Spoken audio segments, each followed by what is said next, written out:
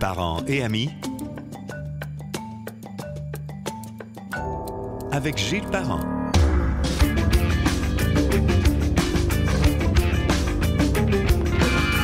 Bienvenue sur Parents et Amis, que l'on peut écouter sur gilesparent.com, sur Spotify, Google Podcast, Balado de Apple, ainsi que le canal YouTube. Aussi, vous pouvez télécharger l'application Parents et Amis sur le Apple Store. Mon invité a été un collègue à la radio et reste un bon ami depuis plus de 20 ans. Il fait maintenant partie de ceux et celles qui ont changé de carrière avec succès. Salut Dan Pou. Hey, salut Gilles. Comment ça va? Ça va bien. C'est-tu comme ma visite annuelle, ça? Ben, peut-être biannuel. On le fait-tu 2 fois par année? Une fois? Je sais pas. Ça fait combien de temps que tu fais des podcasts? C'est ma 4e année. Je suis venu 3 fois. Bon. Une fois par année. C'est correct. Dans le fond, je vais voir Dr Blanchette puis je viens voir Gilles. C'est ça mes visites annuelles. Mes visites, moi, c'est comme... Dan, tu fais des blagues, mais quand je vais chez le nettoyage de dents, là, j'ai 6 mois de plus vieux. Ouais, c'est ça. À chaque 6 mois. Non, fait que tant mieux. Puis on manque pas de sujet. Sauf que les deux... Je pense que les 2 dernières fois, on a bien plus parlé de golf parce que ton virage. Là, je veux qu'on fasse un Dan Pou et le sport. Parfait. Les sports avec Dan Pou. Oui. Ben, entre autres, on va parler de golf pareil. On n'a pas le choix. Là. Écoute, je veux que...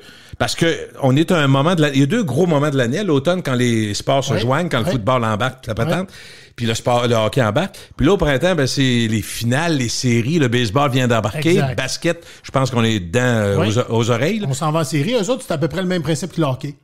À peu près en même temps? À peu près en même temps, puis ils font leur série en même temps aussi. Puis on parle de golf, parce que le golf, ben, j'allais dire c'était à l'année, mais là, c'est... Ben, c'est le Masters. Que le Masters, Gilles, par définition, ça lance la saison de golf au Québec. OK. Fait que, c'est drôle, hein? Le club de golf de Victoriaville là, ouvre demain.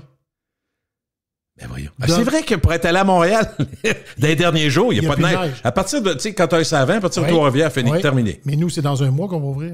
Je peux pas te donner une date, là, mais ça va être dans 3 semaines au moins. Là. Mais Victo, c'est demain, l'ouverture du club de golf.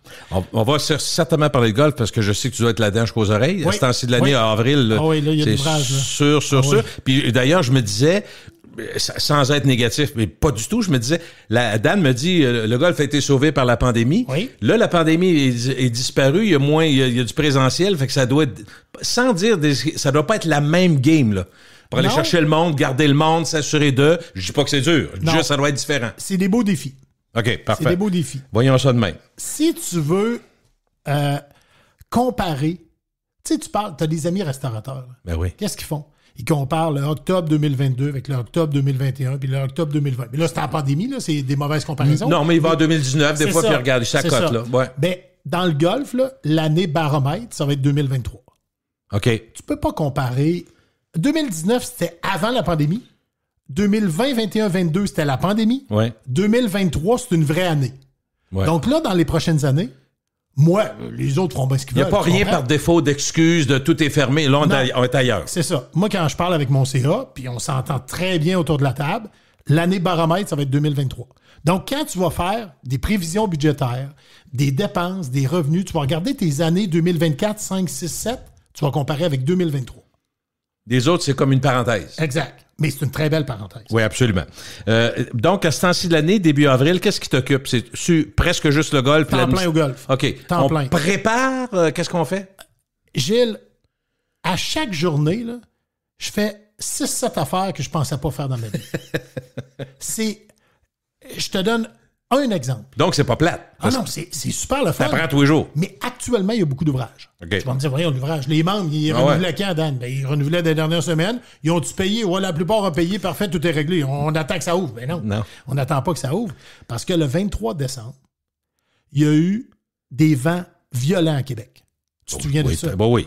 Panne d'électricité. Des pannes, pas mal de pannes. Beaucoup de gens qui nous écoutent actuellement ont dû changer leur plan pour le 24 puis le 25 à Noël parce qu'il n'y avait pas de courant et sont allés chez la belle-sœur ou chez grand-papa. OK? Qu'est-ce que tu penses que ça a fait au club de golf? Je sais pas. Des arbres à terre. Beaucoup? Proche 100. Bâtins. OK? Ça, c'est pas la première page du journal, mais toi, tu l'apprends assez vite, j'imagine? Une centaine d'arbres sur le terrain en plein hiver, c'est pas grave. Nous autres, il n'y a pas de ski de fond. Tu sais, il y a des clubs de golf qui ont du ski de fond. Nous, on n'en a pas. Il n'y a pas de motoneige, il n'y a pas de ski de fond. Il n'y a rien qui est dangereux. Mais là, comment on fait pour partir une saison de golf avec, je te dirais, sur une centaine, il y en a à peu près une cinquantaine d'enjambes des golfeurs. Il faut les enlever. Donc, dans les derniers jours, j'ai parlé avec l'école de foresterie du Chêné pour essayer d'établir un plan pour qu'eux autres puissent venir ramasser les arbres. comprends? Moi, quand on m'a embauché... Ben, Pierre Deux Coups, t'as pensé à ça? Mais non, mais c'est que ça prend une solution, Gilles. Non, mais si tu fais venir une compagnie de Québec qui vont venir et vont partir avec, ça va coûter 10 fois plus cher, peut-être, là? Oui. D'une part. Premièrement, des compagnies qui font ça, il n'y en a pas une tonne. Là, il faut qu'ils embarquent dans la neige pour la pétante, là? Oui, exact. Puis ça, c'est mieux dans la neige pour eux autres. Ah. Parce qu'ils vont briser moins le terrain. OK. Sinon, s'ils font ça, ça va être vaseux. Un peu trop tard, là. Exact. Okay. Gilles, on a 8 employés de terrain qui travaillent pour offrir une manucure incroyable de terrain de golf. Tu sais, mais c'est réussi. On a un des plus beaux terrains dans la région. C'est ce qu'on me dit tout le temps. Okay? Depuis quelques années, là, assurément. Oui. Bon, mais le surintendant Claude Frenette et son équipe de 8, là, si je dis, hey, les gars, on va commencer ça le 15 avril, on va ramasser les arbres. Ils s'occuperont pas des toiles puis de préparer le terrain de golf pendant ce temps-là. Comment on va faire pour ouvrir au début mai si on a fait 2 semaines ces arbres? C'est impossible. Fait que notre équipe est trop petite puis ça prendrait trop de temps avec une centaine d'arbres pour juste ramasser. Gérer cette affaire-là. Exact. Fait que là, l'école de foresterie du Chênay, mais ça, je veux dire, c'est 2-3 appels, un courriel, un rendez-vous, le gars vient voir. Comprends?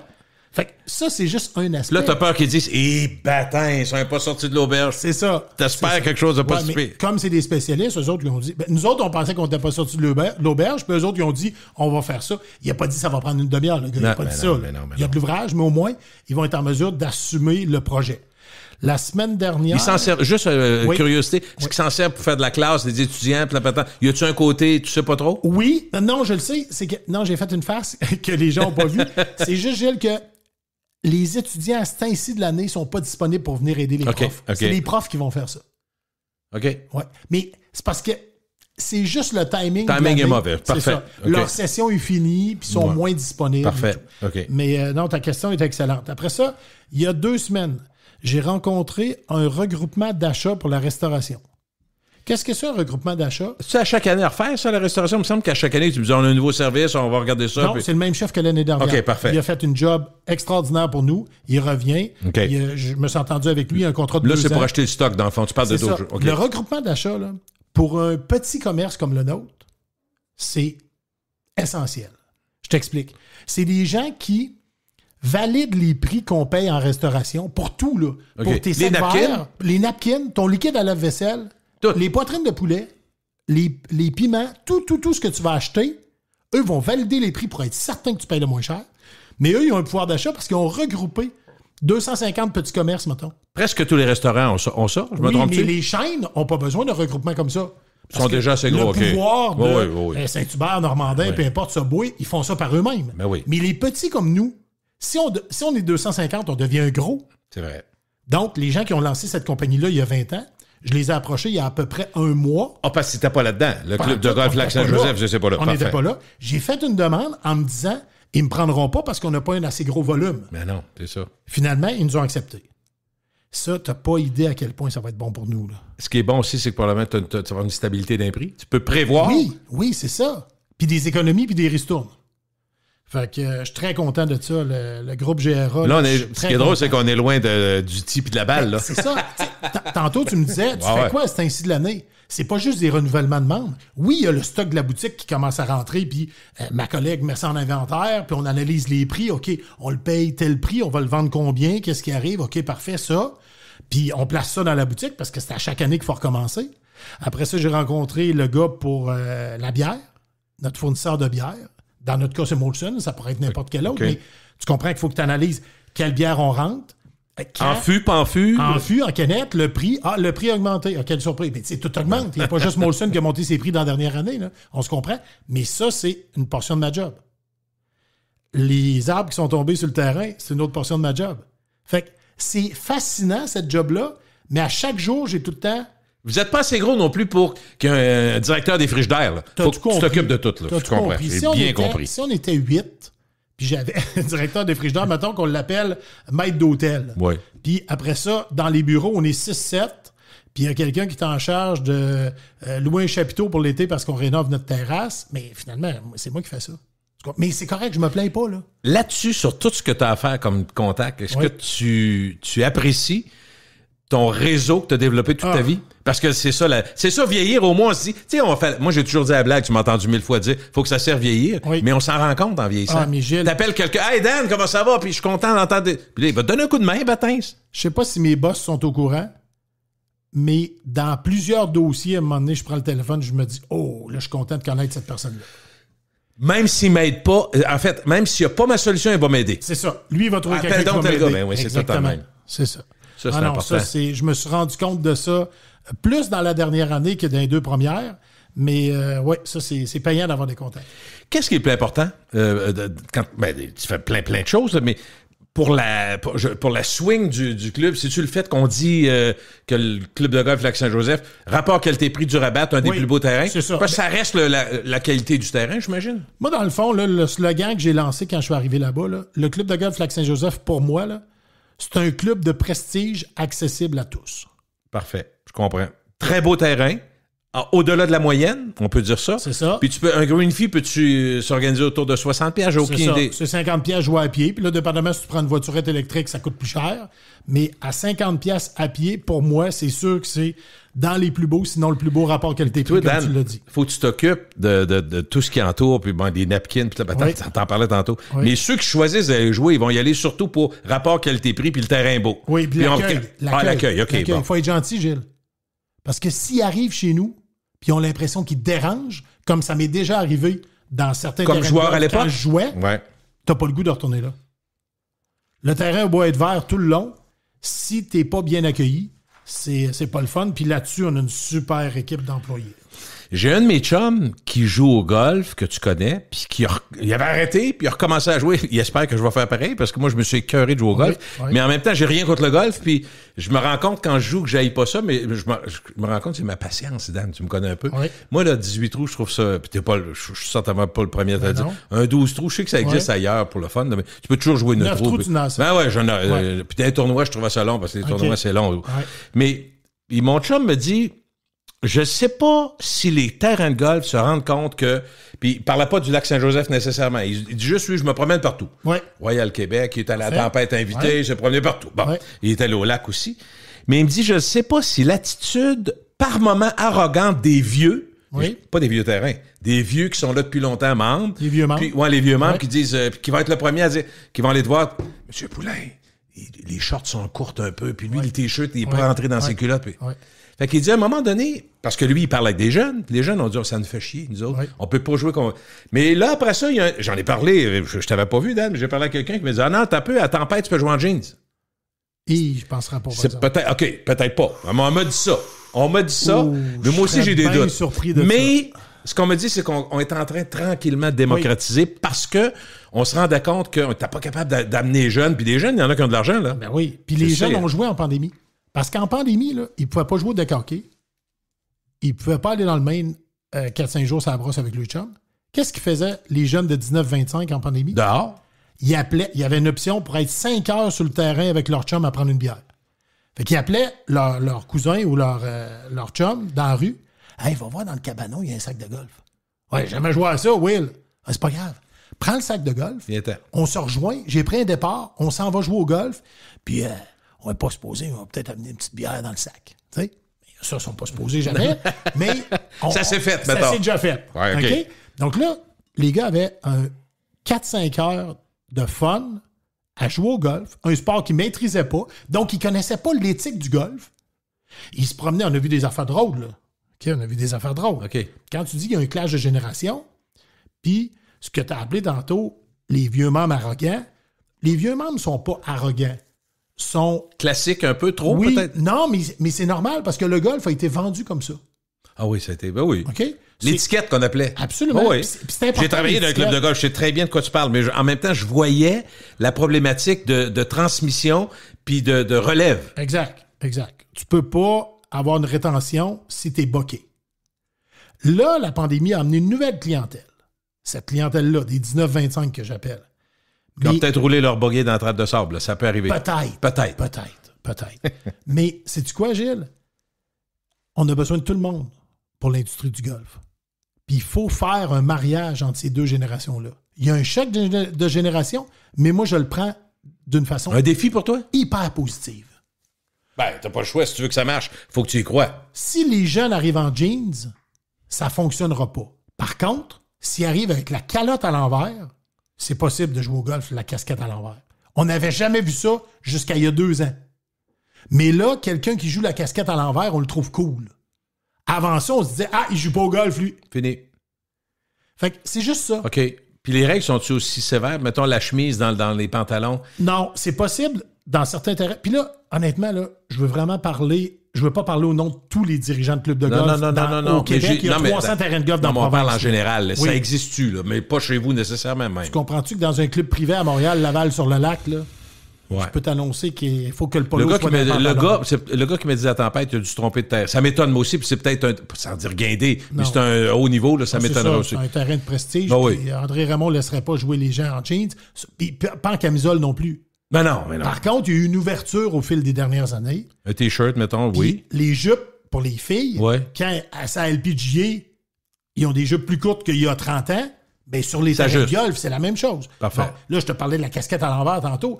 Tu sais, il y a. Ouais, mais t'as pas un galon de mesurer quand les gens arrivent, là. Non, mais c'est ça, on comprend. Il y a moyen que tout le monde ait du fun, puis qu'on fasse un mélange de ces générations-là, puis de ces golfeurs et non-golfeurs pour que tout le monde s'en sorte. Fait que finalement, c'est pas un problème si on le voit pas comme un problème. Non. Il y a moyen de régler ça, là. C'est ça, je comprends. Non, c'est à force de se parler, Gilles, qu'on se comprend. Tu comprends-tu que si j'ai une plainte d'un membre, puis je vais voir l'autre personne, ou bien j'envoie une vidéo à un autre membre en disant, regarde, on t'a filmé, puis finalement, t'as passé trop proche du green. C'est quoi l'approche de ce membre-là? Il n'y a plus le goût d'être membre chez nous, là. Ben, là, ça peut être une fois, puis il y a plus. Ça se peut qu'il ait levé la tête. Mais tu l'écœures pas avec ça. Quand je te parle de vidéo, c'est parce que tu as fait vécu, il y a un chum qui m'a raconté ça. Il est allé jouer avec sa blonde sur un terrain de golf que je te nommerai pas en ondes, puis à la fin, il prenait une bière sur la terrasse. Puis là, il y a une dame qui est arrivée et qui l'a apostrophé. Elle dit, hey, ça se peut-tu qu'au... Mettons, au 16e, là. Au 16, au 17, vous êtes passé entre la trappe et le verre avec la voiturette à main. Mon chum, il dit, je sais pas, ça se peut, madame, mais ma blonde a commencé à jouer au golf. Elle a peut-être fait ça. Elle dit, vous avez fait ça, certain? Je vous ai filmé. Elle l'avait avec son cellulaire. Comment il a réagi? Il a-t-il été capable de garder son sang-froid? Moi, oui, devant la madame. Mais après ça, il m'a dit, moi, je ne retourne plus là. Fini. Tu comprends? Fait que... Non, je comprends. Avec les outils technologiques, c'est une chose que... l'équilibre. Non, l'équilibre, effectivement. Ouais. Alors, c'est pas une problématique, c'est ça que je voulais me dire. Mais mettons, quand vous faites des post-mortem, est-ce que c'est une préoccupation d'avoir de la relève, d'avoir des plus jeunes? C'est super important. Puis nous, on a une tarification.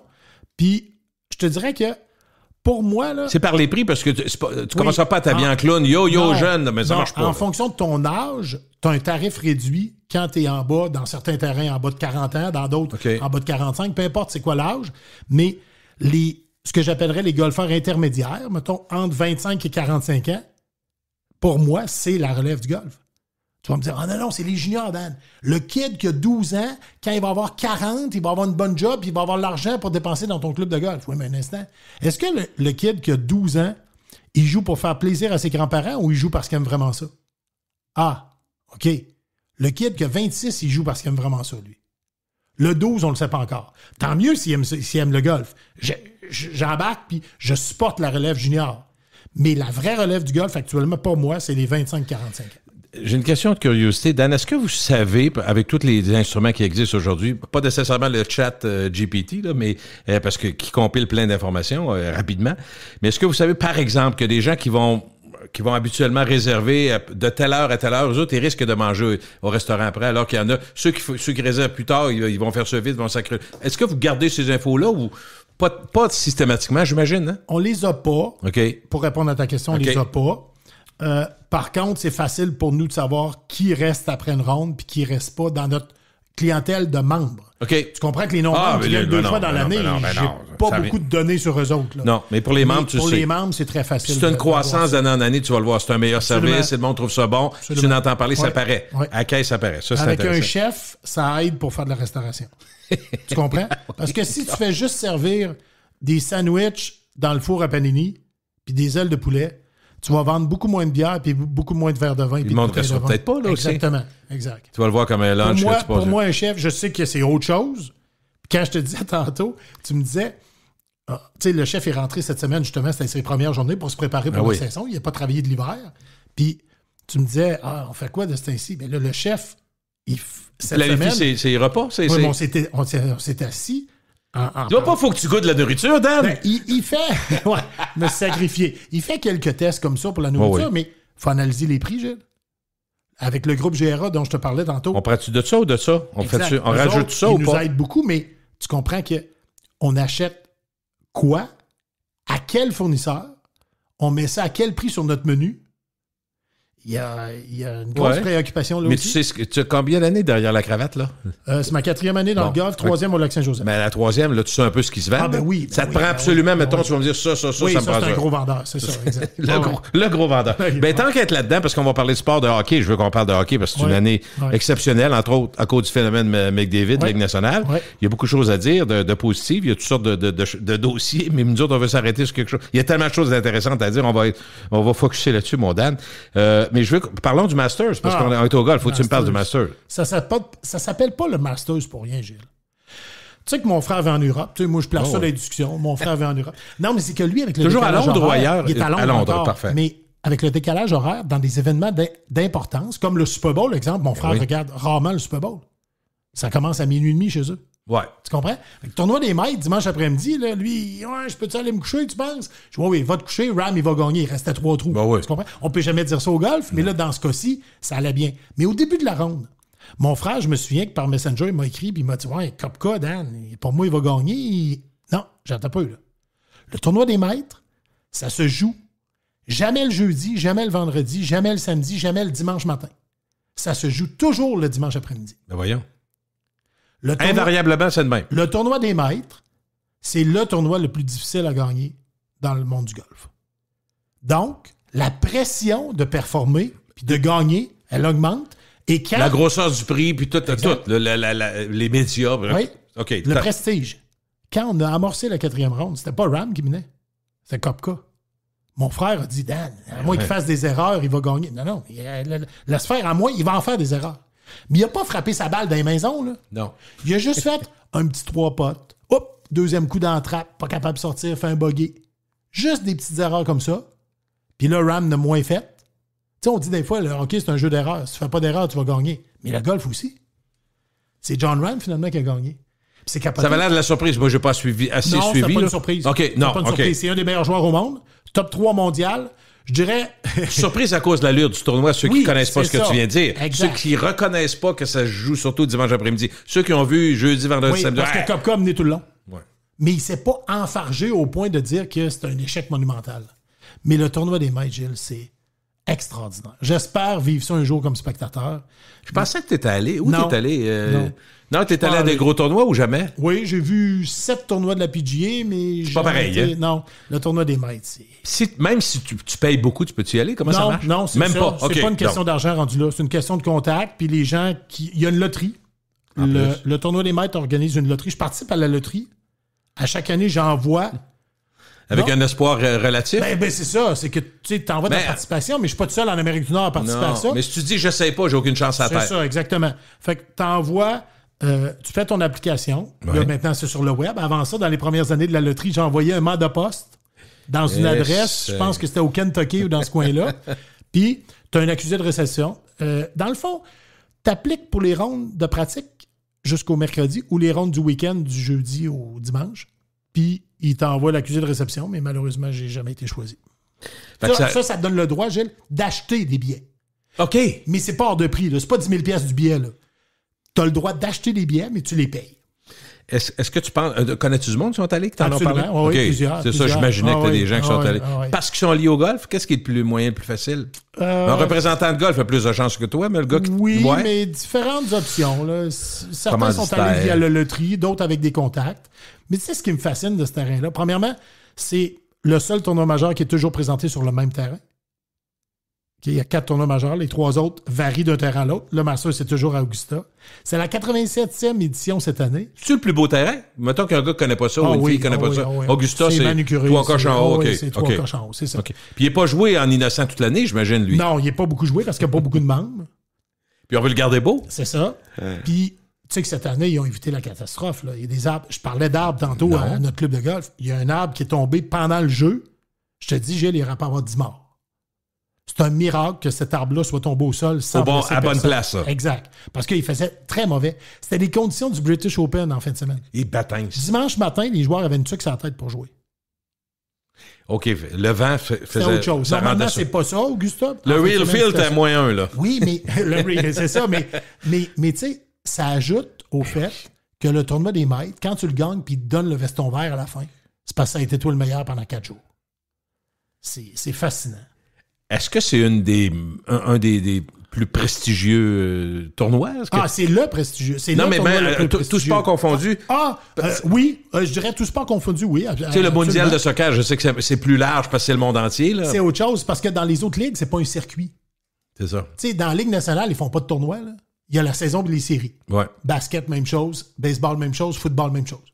Fait que c'est pas comparable, ben. C'est ça. Mais, tu sais, John Ram, il gagne le tournoi, Gilles.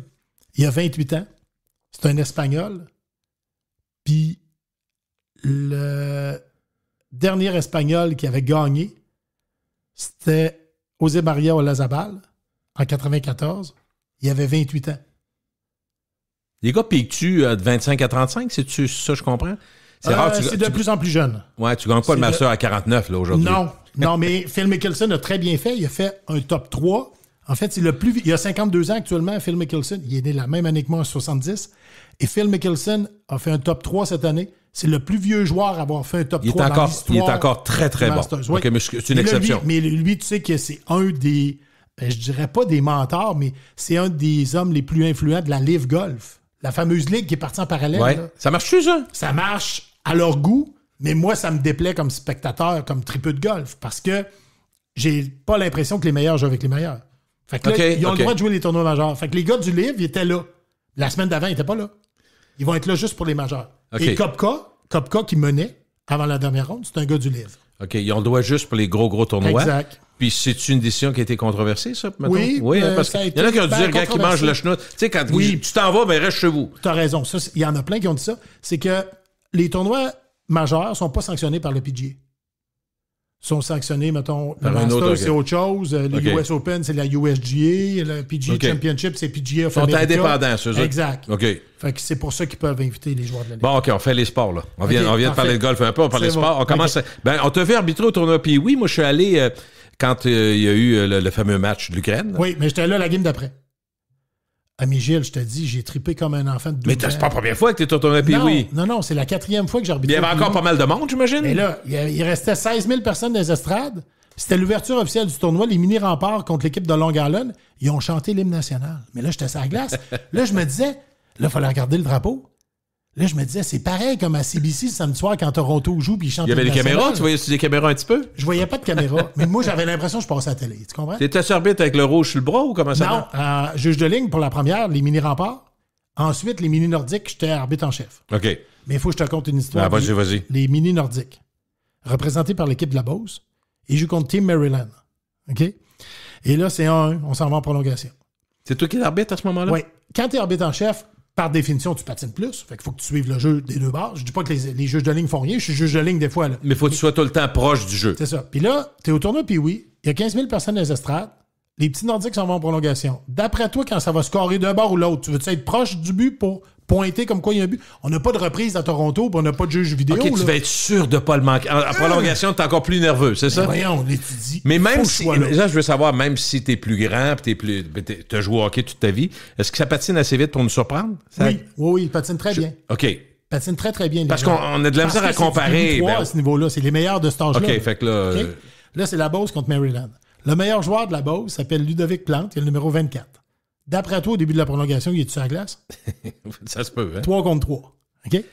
Fait que là, lui... tu dis que ça ne durera pas longtemps, normalement? Comme dans la Ligue nationale? C'est ça. Souvent, ça ne dure pas longtemps? En fait, parenthèse, c'est le seul tournoi dans la province qui joue 3 contre 3. Les règlements de Hockey Québec, c'est 4 contre 4, la prolongation. Mais Patrick Dom, lui, on y va. Il dit Hockey on Québec, donne un show. On donne un show, 3 contre 3. Fait que, ils partent la prolongation, ils montent en zone adverse, 2 contre 1, ça marche pas. Pas de but. Parfait. Maryland reprend la rondelle, il monte l'autre barre, pas de but. Là, quand je te dis, il remonte l'autre barre, il faut que je suive, moi aussi, là. Ils ont 12 ans, ils sont top shape. J'ai 52 ans, puis je suis pas tant top shape. OK? Là, les petits Nordiques, ils repartent, ils remontent en haut, 2 contre 1. Ah, pas de but. Là, le Ludovic Plante, le jeune, il passe à côté de moi, puis il s'en va faire un changement. Il y a 12 ans, j'ai les brûlés. Imagine-toi, moi. OK, moi, là, ça commence à être long, là. Non, tu n'exes pas. Tu comprends? Ça s'est étiré épouvantable. Mais y a-tu un règlement qui s'en vient après? Okay, vas-y. Là, la rondelle s'en va dans le coin. Ben oui. Là, les joueurs des Nordiques font des changements. Parfait, ils repartent. Là, lance, retour de la jambière du petit gardien de Maryland. L'autre joueur des petits Nordiques pousse ça dans le but. Là, je suis pas trop loin. Je pointe, je chiffre, parfait, tout arrête. Là, je suis brûlé. Ça fait 4 allers-retours du centre Vidéotron que je fais. Là, je me dis, tabarouette. Mais là, je regarde comme pas l'énervement un peu. Je regarde comme pas il reste combien de temps à période. Fait que là, ce que je te compte actuellement en ondes, je l'ai compté aux gars dans la chambre après les arbitres. Puis j'ai dit, quand le petit 24, il a annexé, j'aurais annexé moi aussi. Là, ils partent à rire. Là, le soir, j'arrive chez nous. Là, je vais toujours aller voir. La feuille de match est sur Internet. Puis le temps du but est écrit. Moi, j'ai l'impression que ça a duré une demi-heure, mais ça a duré combien de temps, cette séquence-là? Ça a duré 1 minute 8. Arrête! Ouais.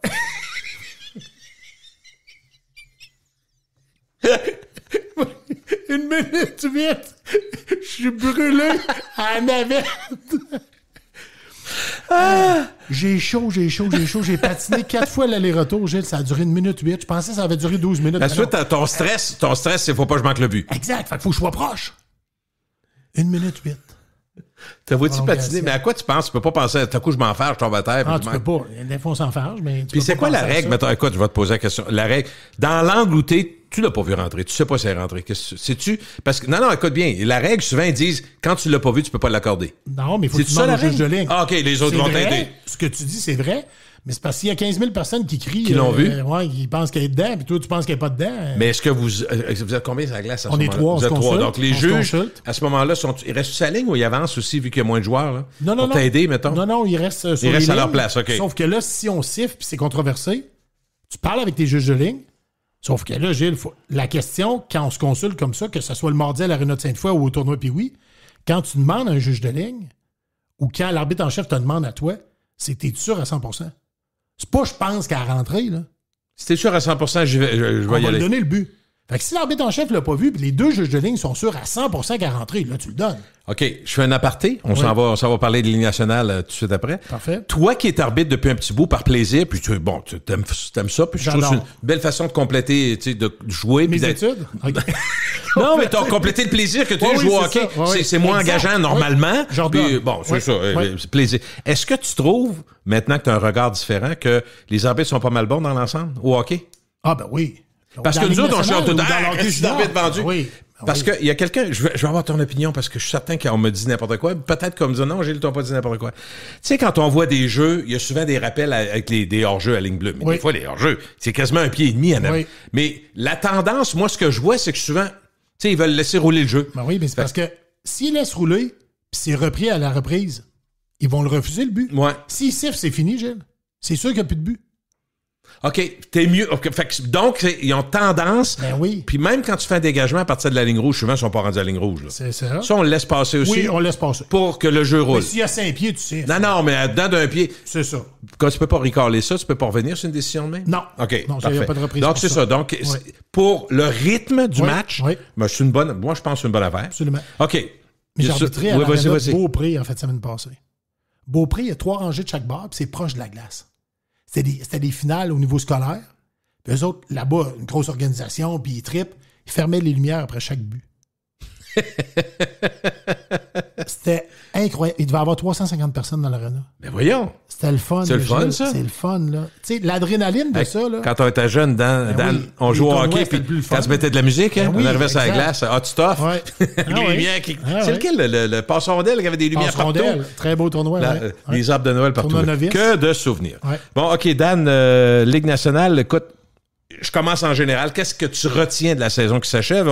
Ça finit dans les prochaines heures. Quand on va être en ligne jeudi, c'est fini, c'est le dernier soir? C'est vendredi que ça finit. OK. Je dirais l'extraordinaire saison des Bruins contre toute attente. Il n'y a pas une personne sur la planète qui pouvait penser que les Bruins allaient gagner autant. C'est le nouvel homme, Montgomery, qui est allé, il a fait son acte de pénitence. C'est ça. Il a souffert, il était avec les Stars. Moi, je l'aimais beaucoup comme coach, mais je ne dis pas que c'est lui, mais il a sûrement un rôle à jouer. Les joueurs disent qu'il est très efficace, mais... Puis tu sais ce qui est le plus surprenant, parce que tu parles de l'entraîneur-chef, Bruce Cassidy est un entraîneur que moi, j'aime beaucoup.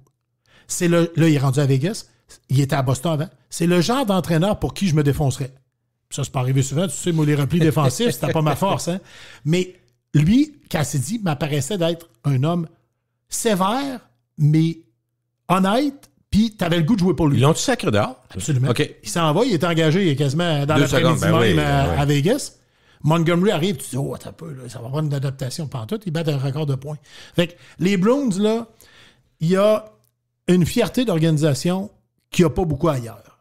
Honnêtement, tu sais, les gardiens, là, mais j'en connais pas un. Swayman. Ils n'ont eu 7 cette année, c'est pas eux autres qui n'ont eu 6-7, non, c'est d'autres clubs. Eux autres, ils pas si pire. ont été deux-mêmes, ils ont été bons toute l'année. Je pense que c'est Ottawa qui ont eu 7. Bon groupe de défenseurs, des attaquants dédiés. Tu sais, pas des gros noms, là. Mais toujours le trio Bergeron, Pastrnak, Marchand, ça va. Mais combien de fois t'as entendu, Gilles, il y a 2, 3, 4, 5 ans, ah, les Browns, oublie ça, mon Gilles, c'est juste un trio. Ah ouais, un trio. Tu veux le nombre de victoires qu'ils ont gagné? C'est plus juste un trio, là. Fait que, tu sais, Krejci est revenu de l'Europe, il était parti, il est revenu. C'est vraiment une belle équipe, les Bruins. Je suis pas capable de te dire en date d'aujourd'hui, par contre, qu'ils vont gagner la Coupe Stanley. Moi non plus. C'est très dangereux, hein? Oui, puis c'est peut-être le genre d'équipe qui va avoir mis tellement d'énergie en saison qu'il va manquer de jus un peu en série. Okay. Mais faut que je commence. Tu me dis, c'est quoi les surprises? Pour moi, c'est une énorme surprise, les Bruins. Ben, tu vas me parler de McDavid, j'imagine? Oui, mais McDavid, je suis pas capable. Je l'adore. Puis on a l'impression qu'il patine sur un tapis roulant. Ça, je suis d'accord avec toi. mais je suis pas capable, en date d'aujourd'hui, de te dire que je suis tant que ça impressionné, tant qu'il n'aura pas amené cette équipe-là loin en série. Parce que le but, c'est ça, hein? Absolument. T'as pas le choix. Steve Eisenman, Joe Sakic, c'était des maudits bons joueurs de hockey. Mais tant qu'ils n'ont pas eu gagné la Coupe, on avait tout le temps un petit bémol. Puis tu vas me dire, c'est injuste, Dan. À chaque année, il y a juste une équipe qui gagne la Coupe. Je comprends. Mais McDavid, c'est le meilleur. Il va faire plus de 150 points cette année.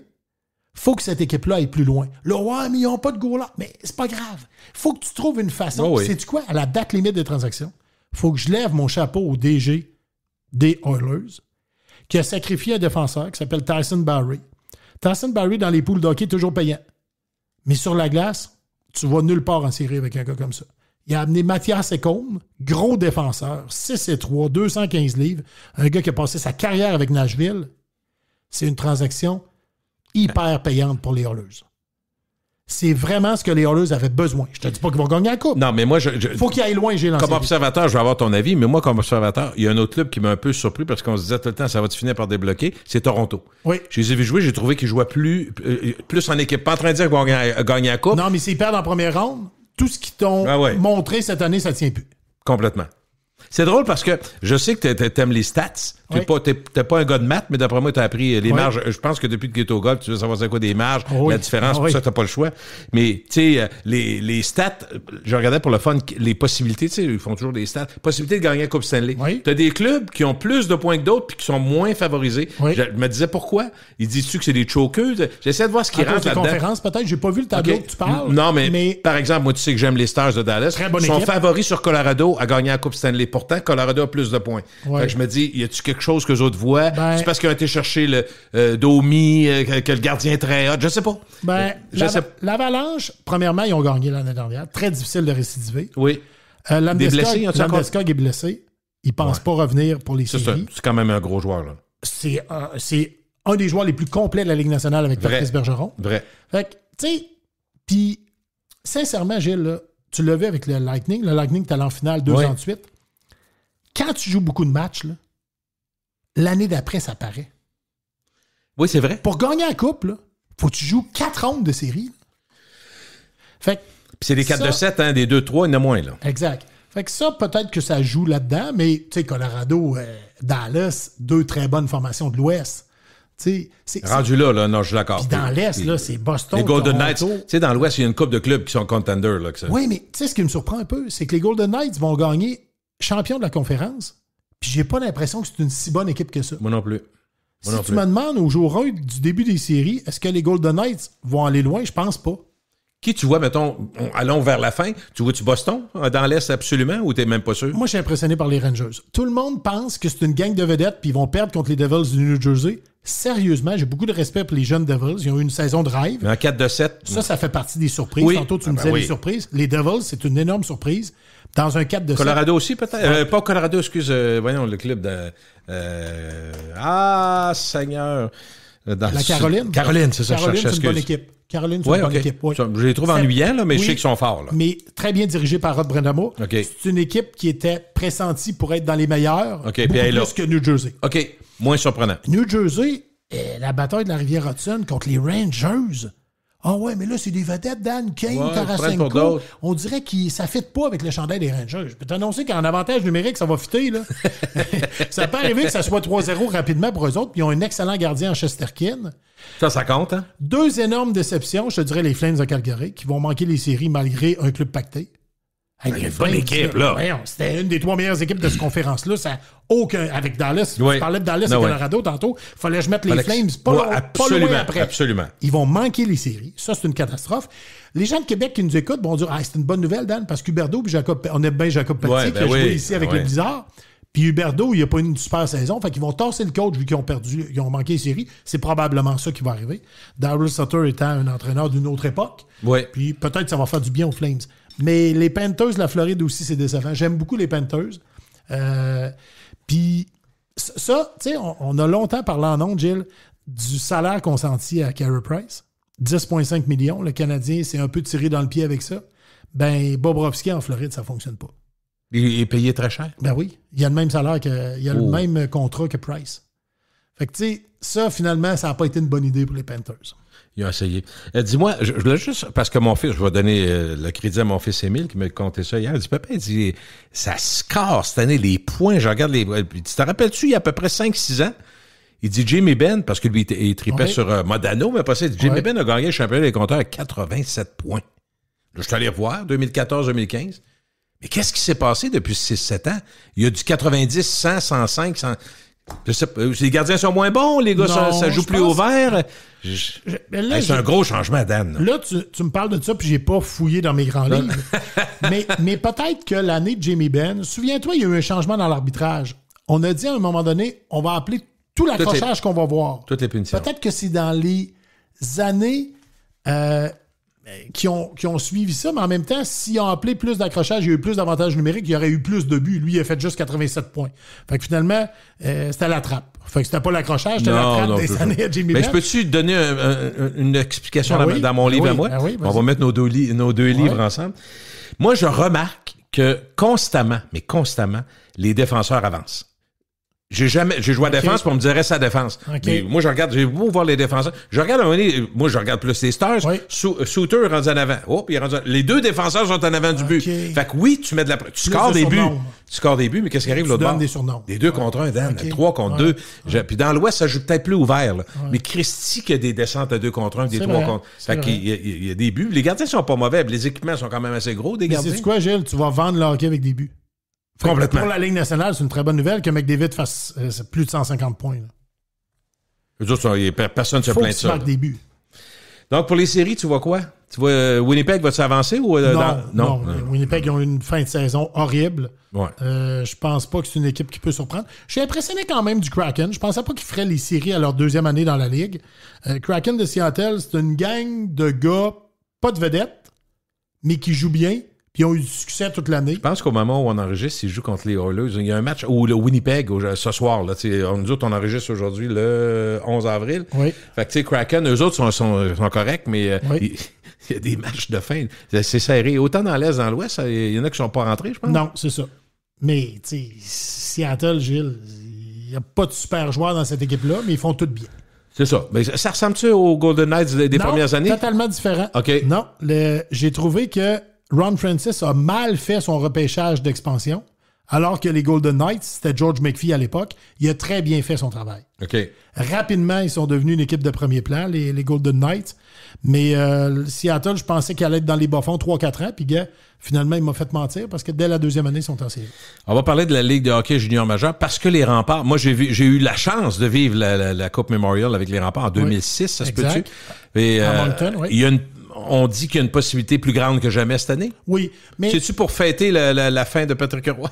Ben, il s'est arrangé pour avoir un club pacté. C'est lui le coach puis le DG. Fait qu'il a prennent fait des décisions. En sorte... Ben, tu prends combien d'années avant d'arriver là? 1 an ou 2? Je dirais 2 ans complets. OK.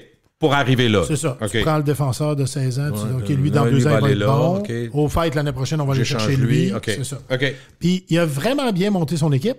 Puis, Je te dirais que la grosse différence avec les autres années où il était très bon, là tu parles de l'année de Radulov en 2006, mais il y a eu d'autres années où les Remparts étaient très bons. Cette année, ils ont un gardien de premier plan. Il n'y avait pas ça. J'ai rien contre Cédric Desjardins, là, mais c'était pas une force, le gardien de but, dans les dernières années où les Remparts ont été très bons.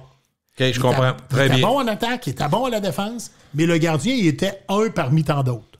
Cette année, William Rousseau, c'est une machine. Ça pourrait les aider. Mais j'ai rarement vu, Gilles, 4 équipes autant dominer cette ligue-là. C'est une ligue à 4 équipes cette année. OK, les autres et les autres. Exact. Les 4 puis les autres. C'est ça. On t'a aussi couru, il y avait le reste. Puis les 4 équipes, c'est Halifax, Sherbrooke, Gatineau et Québec. Je t'ai pas donné ça dans l'ordre. J'ai énuméré des équipes. Est-ce que les 4 pourraient gagner la Coupe? Absolument. Aucun doute pour moi.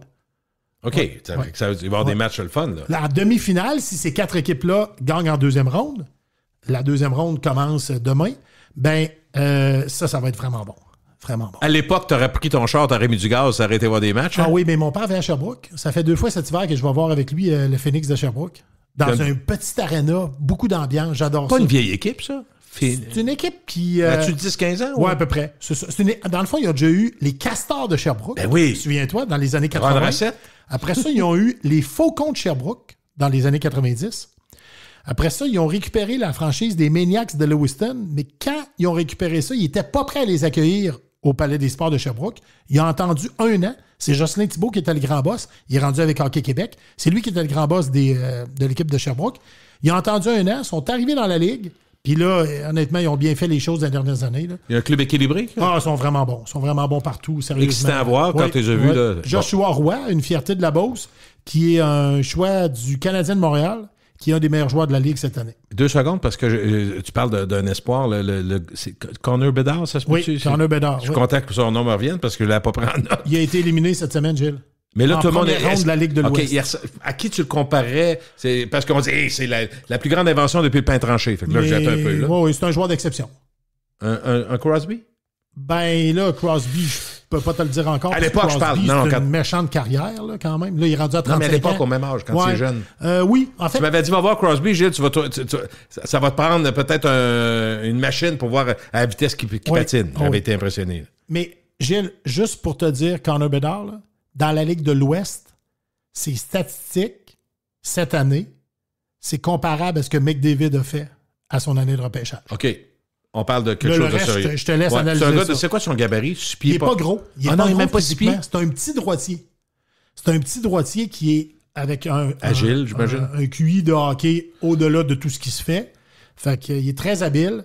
Il va être excitant dans la Ligue nationale, puis on va savoir dans les prochaines semaines quelle équipe va pouvoir le repêcher. Le Canadien souhaite, j'imagine? Oui, c'est ça. Mais on souhaite tout le temps. Ouais, c'est des pourcentages. Hein? Mais écoute, Dan, je ne veux pas m'étirer là-dessus, mais quand on regarde les repêchages de la Ligue nationale, quand tu regardes ce qui se passe en arrière, c'est là que ça se bâtit. Tu as des clubs qui, invariablement, réussissent toujours. Tu sais, on parlait de Détroit dans le temps. Oui. Détroit réussissait toujours. Ils faisaient série quasiment tout le temps. C'est toi qui m'en parlais. 25 ans en ligne. Ben, tu me disais, regarde, c'est parce qu'en arrière, ils bâtissent comme du monde. Il y a des clubs qui sont pas capables. Puis le Canadien, c'est pas glorieux, là. Faut que tu repêches bien.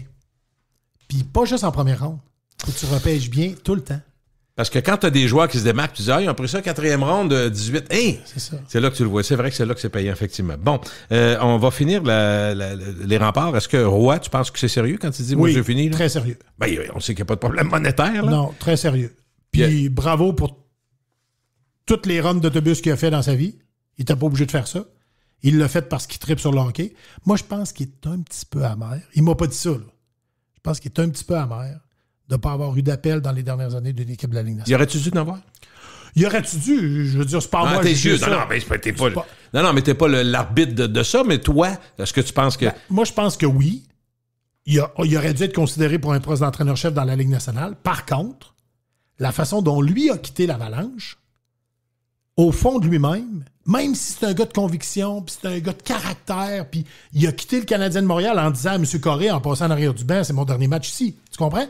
Mais quand il a claqué la porte de l'Avalanche... Il était un peu arrogant à ce moment-là, c'est ce qu'on a dit. Là. Il y avait un contrat en poche encore. C'était l'entraîneur-chef. La première année au Colorado, en 2013, il a été nommé coach de l'année. Mais quand, en plein mois d'août, il dit à Joe Sakic, c'est beau, je m'en vais, avec du recul, là, on est rendu en 2023, Gilles, moi, je pense qu'il le regrette un peu. Parce que ça, la manière, c'est important? Oui, mais oui. Ça y a fait mal. Je te dis pas qu'il est barré. Là. Je te dis pas qu'il est sur une blacklist. C'est pas ça non, mais c'est une coche. Ben oui. Il va-tu me faire ça? Mettons, je l'engage, il va être... Tu sais, OK, Patrick voulait plus de pouvoir. Mais là, nous autres, on l'engage comme entraîneur-chef seulement. Il va être déçu, finalement. Tu sais. Tu comprends? Non, parce que ton point, tu pourras jamais prouver que ça a empêché le téléphone de sonner. Exact. Mais ça se peut pas que ça n'ait pas compté dans la réflexion. Exact. Ça, c'est majeur. OK. Il va arrêter pour le vrai. Est-ce que, sais-tu quoi? Je compléterai un peu ta question, puis ma réponse, je la pousserai plus loin. Je suis pas certain que Simon va prendre la relève. Simon, il l'a essayé cette année, il est entraîneur adjoint à côté de Patrick.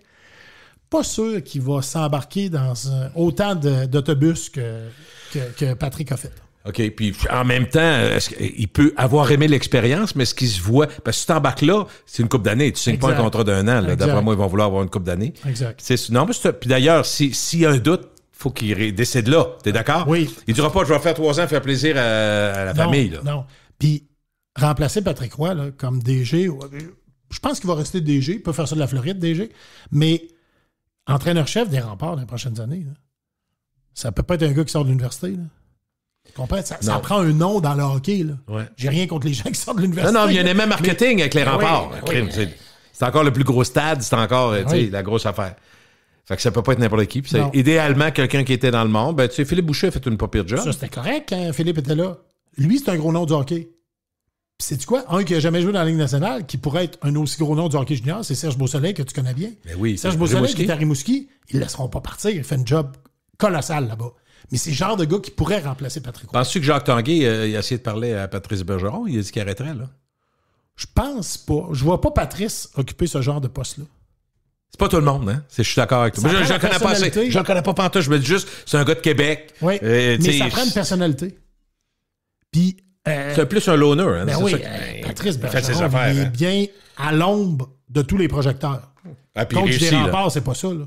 Ah non. Première page du journal, puis tout, on n'est pas... Oui, puis d'ailleurs... Non, je suis d'accord avec toi. Je dis pas qu'il connaît pas le hockey, il fera pas une bonne job. Ben non, ça n'a rien à voir. C'est pas son... Ça serait étonnant. Puis il y a des jeunes enfants. Je suis même pas sûr que c'est ça qui a le goût. OK. Parlons des athlètes amateurs. Je sais que tu as toujours... je pense que tu as encore de l'intérêt pour ça. Oui. Des athlètes amateurs qui t'étonnent. Peu importe le sport. Bon, Félix Auger-Aliassime. Félix Auger-Aliassime, Gilles, c'est... C'est-tu un des meilleurs joueurs de tennis pour son âge qu'on a eu? Ben oui, mais c'est sûr, c'est un des meilleurs au monde. Bon. Fait qu'il n'y a rien de proche. On est loin de... C'est pas Régent Genois, puis... Ben non, parce qu'on est ailleurs 3 coches en haut. C'est parfait, Régent Genois, ce qu'il a fait, mais sauf que si tu m'avais dit... comment s'appelait l'autre Legendre? Je cherche son nom, il était Richard Legendre. Deux bons joueurs à l'époque, oui. Ça, oui. Gilles, si tu m'avais dit il y a 10 ans, en 2023, on va se parler, puis il va y avoir un gars de Québec dans le top 10 mondial, j'aurais dit, mais non... Prends une gorgée. Prends du Diet Pepsi. Si jamais il y a un gars dans le top 50 mondial, ça va être beau. Mais là, non seulement c'est top 10 mondial, là, mais Chapovalov est là. Tennis Canada, là, Louis Borfiga, c'est le nom du monsieur qui a fait ressusciter le tennis au Canada. Ce monsieur-là, j'ai fait des entrevues avec lui dans mon émission. Il est vraiment intéressant à écouter. Lui, il a dit, on va faire un centre national d'entraînement. Toutes les fédérations ont ça, un centre national d'entraînement. Lui, il l'a basé à Montréal, son centre. Puis il y a Chapovalov, puis Aliassime, là. Auger-Aliassime, c'est des très bons joueurs de tennis, mais il y a une raison pour laquelle ces gars-là sont rendus au niveau où ils sont actuellement. C'est l'encadrement qu'ils ont eu dans leur cheminement. Tu peux pas... Tu sais, des jeunes qui jouent au tennis, là, puis les parents ont les moyens d'y suivre au tennis. Il y en a-tu sur la planète? Tout le monde va être le prochain fédéraire. Complètement. Là. Il y en a qui ont l'argent, mais qui n'ont peut-être pas le talent. Ben oui, puis le soutien, sérieusement, Tennis Canada, il faut lever notre chapeau, Gilles. C'est un succès. Hein? C'est aussi un succès de... Et puis là, c'est pas un, là, c'est 2, puis 3, puis 4 là, dans le Il y en a qui s'en viennent, là, c'est ça? Oui. Chapeau. OK, donc ça, c'est ton... puis as-tu d'autres sports? Parce que les Olympiques s'en viennent. Moi, je pense tout le temps à toi, parce que tantôt, tu disais, j'ai pas fait le Masters. Oui. Il y a une gang qui ont dû nous entendre et dire, ouais, mais là, Dan, t'es allé aux Olympiques une couple de fois. Ouais, mais c'est pas pareil, là, mais tu sais, 3 fois. Ouais. Les Olympiques à Paris l'année prochaine. On en parle moins pour 1000 raisons, là. Il y a eu la guerre en Ukraine, tout. Fait qu'on est moins là-dedans. La Russie, ben, on se dit, ben, c'est clair, là, ils seront pas là, probablement. On voudra pas, tout ça. Fait que, puis les athlètes québécois, ben, quand c'est c'est d'été, j'imagine? Paris, j'espère. Mais aujourd'hui, hiver. C'est quoi, Seigneur? En 2014, je suis allé couvrir les Jeux olympiques d'hiver à Sochi. puis il a fait 18 pendant 2 semaines. Fait que c'est pour ça que je riais, là. Par bout, je me suis demandé si c'était vraiment un jeu d'hiver. Là. Ouais, fait que là, il n'y a pas d'athlètes. Y a-t-il d'athlètes à surveiller vraiment au jeu d'été? On suit moins ça, là, c'est clair. Par définition, on est moins bon. J'enlève rien aux Québécois qui vont se rendre aux Jeux olympiques de Paris. C'est pas ça que je suis en train de faire, mais par définition, c'est l'hiver plus. On est un sport d'hiver, on performe mieux à l'hiver. Fait que c'est ça. Fait que Paris, on ne sait pas trop ce qui va se passer là. Région de Québec? Le sport en général? Ouais, c'est ça, des jeunes qu'il faut surveiller, là. Là, je t'ai parlé d'Aliassime, évidemment. C'est un athlète professionnel. Là, il gagne sa vie avec ça, puis il gagne très bien sa vie. Là. Tu comprends-tu qu'il est rendu dans l'élite mondiale?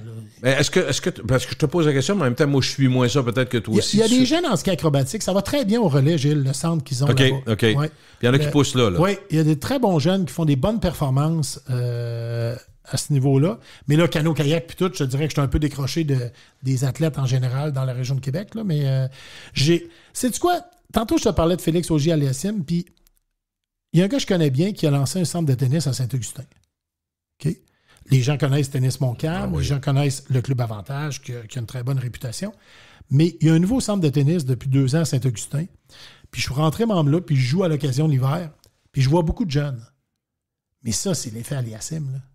Ah oui, hein? C'est sûr. Des jeunes qui trippent, qui sont dans des sports-études de tennis aux 4 coins de la région. Le mimétisme, de faire comme l'autre. Exact. Mais ça, c'est fantastique. Ça. Il n'y a pas de prix à ça. Là. Je veux, en terminant ce petit tour de piste, c'est un bon bulletin de sport pour la radio quand même. On approche d'1 heure, là, ça va assez bien. La pause, hein, le gars? Ouais. Le boss dans vite. Hein? Ah, OK, oui, la pause, ça. Les gars, ça sera le fun. On est en retard d'une coupe de pauses. On a déjà fait ça, par exemple, défoncer les pauses? Au début, là, j'avais fait une chronique à choix. Ça s'appelait le 55. C'était à la 55e minute de l'heure. Ça, c'était une idée de Kiwi à l'époque. Okay. Kiwi avait dit, ça va être le 55 avec Dan Pou. Fait que je faisais 2 ou 3 minutes de manchettes sportives dans la journée. À 55. On tapait ça, puis on passait ça à 55. Chaque 55 de l'heure. 3 minutes, c'est pas beaucoup, par exemple? Non, mais c'est correct. Bon, des manchettes. Ouais. Je veux qu'on parle du sport professionnel puis de la nouvelle tendance qui est annoncée. Là. On n'apprend pas ça aujourd'hui, ni toi, ni personne. Luc Dupont, entre autres, le prof Dupont, on en a parlé, ça fait des années. Oui. Le droit professionnel, et même mes chums, que tu connais bien, Alain et Charles, me disaient éventuellement, même ESPN, de TSN, on ne sera plus là, ça va coûter bien trop cher, parce qu'ils vont demander des prix de fou, et les grosses compagnies. Mais on est rendu là. Puis moi, ce qui m'a fait... J'ai ri parce que en fin de semaine, on est allé passer Pâques à Toronto. Moi, je suis rendu à Toronto, c'est une fois par année. J'adore cette ville-là. J'aime beaucoup la ville de Toronto, que j'appelle mon petit New York avec mon argent canadien. Oui, non, c'est une bonne différence. Mais j'ai vu des Hindous, des Indiens qui jouaient au cricket. Oh. Puis je venais de lire que Apple vient de payer 7 milliards pour la Ligue de cricket indienne. Là, j'ai dit, on n'est-tu pas là? Bon, je connais pas d'abord ce qui se passe là-bas. Tu sais, l'Inde, c'est tellement gros, ils ont leur propre Bollywood. Ils ont leur propre vedette d'Hollywood qu'on connaît pas. 7 milliards pour les droits du cricket. J'ai dit crime. Puis là, je les ai vus jouer au cricket. On s'est arrêté un petit peu par curiosité, voir comment ça va. Un genre de mélange de baseball, ils tirent la balle à terre, puis tu peux frapper. J'ai rien compris, mais j'ai trouvé ça le fun de les voir jouer. Je vois ça à la télé des fois, mais moi... non, on n'est pas obligé de comprendre. Je sais que les Britanniques, puis tous les anciennes colonies britanniques, entre autres, c'est pour ça qu'on en parle. Mais entre Amazon... qui vient d'avoir les droits de la première ligue européenne. Ça a coûté des milliards. On parle de milliards. Là, Apple, avec la MLS, Walt Disney qui a payé 3 milliards 7 milliards pour le cricket. C'est pas, excuse-moi, j'ai dit à Apple, c'est Walt Disney qui a payé pour le cricket. En Europe, les géants technologiques sont prêts à payer très fort pour les droits sportifs. Une des raisons, c'est qu'il reste quasiment plus d'événements où tu es obligé. En direct. Exact. Ça augmente la valeur. Regarde, le Super Bowl. Puis, tu peux pas écouter ça le lendemain. Hey, parle-moi-en pas. Impossible. Cette semaine, j'avais un chum qui écoutait le Masters. En fait, ça tombait que c'était le week-end de Pâques. Il y avait de la visite chez lui. Puis à un moment donné, moi, j'étais en contact direct avec mon frère sur Messenger. Fait que là, j'ai envoyé un texto à mon chum Christian. Check ça, là. Là, il dit, je viens de voir... Là, il m'a appelé. Je dis, qu'est-ce qu'il y a? Il dit, je viens de voir, tu m'as envoyé un texto. Je l'ai pas lu. Mais là, retourne sans plus de texto de la soirée parce que j'ai enregistré le Masters. Je l'écoute demain. Puis là, c'est encabané, ferme les fenêtres toutes, ferme les cellulaires. Il avait visite à la maison, fait que c'est ça, il voulait plus voir son cellulaire, puis il voulait plus savoir le score, parce que sinon, ça brise l'enjeu. Mais tu l'as bien expliqué, Gilles. Pourquoi ces compagnies-là vont payer autant? C'est parce que c'est un événement en direct. Si tu regardes sur Netflix une série, ou tu enregistres une série qui passe à TVA ou Radio-Canada, Tu peux enregistrer ça quand tu veux. Tu peux le regarder quand tu veux. L'autre affaire, ces compagnies-là sont partout dans le monde, dans tous les pays. Oui. ESPN n'est pas... Oui, il y a ESPN espagnol, puis ESPN... Mais Apple, c'est partout dans le monde. C'est l'Inde, c'est la Chine, ils sont partout. Exact. Fait que, tu sais, si tu as des sports comme, mettons, la course automobile, c'est partout dans le monde. Le soccer, là, ou le football, si tu veux. Fait que ces sports-là, le cricket, on le joue pas ici, mais en Asie, c'est extrêmement fort. En Angleterre, c'est très fort aussi. Mais je sais pas ce que ça va changer, parce que je me dis, on a toujours un accent local qu'on aime, bien que, en jasant avec des amis, Dan, sur le sport, je me suis rendu compte qu'il y a une gang qui écoute en anglais, pour le feeling. Bon, c'est pas la première fois que je t'en parle, là. Mais moi, je fais partie de ces gens-là. Mais moi aussi. Pour l'ambiance. Puis, tu sais, normalement, tu n'es pas obligé non plus d'avoir fait 12 ans intensifs d'anglais pour comprendre. On comprend. Score, make the pass. Tu sais, c'est pas si compliqué. Mais je pense juste à... Plus d'ambiance en anglais. Mais tu sais, on a 3... Je veux juste te dire au Québec, RDS a 3 chaînes. TVA aussi, TVA 1, 2, 3, puis des étages. Mais 24 heures par jour à faire du sport. Tu comprends-tu qu'en même temps, ça aussi, c'est un peu ridicule. C'est ridicule. Tu peux pas avoir quelque chose de toujours intéressant tout le temps, t'as compris, là. Quand t'es rendu que tu mets des films avec Denzel Washington, c'est parce qu'il manque d'une nouvelle de sport. Mais tu sais... J'adore Denzel Washington, mais tu comprends ce que je veux dire? Mais Gilles, il y a 5 ans, on disait TVA Sport ne perdra pas 35 millions par année comme ça encore longtemps. On est rendu 5 ans plus tard, puis ils sont encore là. Tu as entendu la cote, moi je pense une des cotes de l'année dans le monde des médias, l'excellent Pierre-Carl Péladeau, interrogé par Paul Arcand. Paul Arcand dit, TVA Sport, ça peut-tu fermer? Gros blanc, ils disent, on sait jamais. Ben oui, c'est clair. 30 millions par année, c'est fatigant. Ils ont tassé du monde, là. Ben oui. T'as-tu remarqué qu'on voit moins Dave Morissette, monsieur le gagnant du meilleur gars de sport depuis 10 ans? Oui. Puis j'ai rien contre lui. Non, sympathique, je l'ai rencontré dans le Maine, avec sa femme, puis tout. J'ai rien personnellement contre lui. Vraiment gentil. Mais à 400-500 000 par année, à un moment donné, il faut qu'il en tasse. C'est ça, exact. C'est comme Bergeron, qu'on a aimé dans le temps, Michel. Fait qu'on comprend que même les médias... Et là, je vais avoir l'air d'un gars qui fait de l'agisme puis qui vieillit mal, mais je me dis, je suis content. Puis j'apprécie encore à chaque seconde les souvenirs que j'ai de ce qu'on a fait. Je trouve qu'on est passé d'une belle période. Là, ça brasse en tabarouette. Puis il y a beaucoup, beaucoup de mises à pied, tu le sais. Là, tu l'as vécu, on a vécu de toutes sortes de façons. Mais ces grosses corporations-là, Gilles... C'est tellement gros. Tu sais, la MLS, il y a eu un tollé là, quand on a appris que l'Impact allait plus être... Ben là, c'est plus l'Impact, c'est plus le nom de l'Impact, là, c'est le CF de Montréal qu'il faut dire, mais quand ils ont appris que ça allait plus être présenté à la télé conventionnelle, un tollé, mais si ces compagnies-là payent autant que ça, Amazon, là, ils prennent pas une chance, là. Tu comprends? Ils savent que les gens vont s'abonner. C'est sûr. Fait que le tripeux, s'il veut voir cet événement-là, il faut qu'il s'abonne. S'il s'abonne, ces gens-là vont payer cher pour les droits. Puis souvent, tu fais du cherry picking. Les gens vont aller chercher ce qu'ils veulent écouter. Oui. Au lieu d'avoir tous les canaux. Puis écoute, tu remarqueras autour de toi, dans tes chums, quand on fait des fêtes, à l'affaire, il y en a une gang qui vont commencer à dire, ouais, là, c'est parce que là, oui, parfait, on avait Netflix, mais là, ça prend aussi Crave, puis là, après ça prend Disney, puis ça prend Amazon. Là, t'es rendu à 10$ chaque par mois. Là. Là, 50$ par mois pour voir de la télé à l'étage. Non, tu dis, on va choisir. On va s'asseoir. C'est quoi que tu veux exactement? Non, mais Dan, après ça, le service de base, le câble à la maison, le téléphone, tu peux être à 200 vite, là. Parce que l'important, c'est encore de faire l'épicerie. Non, mais quand tu choisis, tu sais, l'inflation, c'est pas juste une expression, c'est une réalité aussi. En tout cas, t'as pas l'air malheureux, Dan? T'es content? Oui. D'une bonne période de ta vie? Très heureux. Sur ton X? Oui. J'adore. C'est quand ma prochaine visite? Parce que quand je vais chez le médecin, on planifie ça l'année d'après. Ben, là, faut que ça soit cet automne. On peut pas attendre la 2024. Après la saison de golf. OK, après la saison de golf, c'est quoi, toi? Ça va être toi, c'est plus tard un peu, là. Début novembre. C'est un bon deal? Début novembre, parfait, c'est réglé, Dan. Okay. On fait ça début novembre, Dan. Parfait. Merci, Dan, d'être passé, c'est gentil. Plaisir, vraiment plaisir. Ben oui, c'est partagé, mon cher.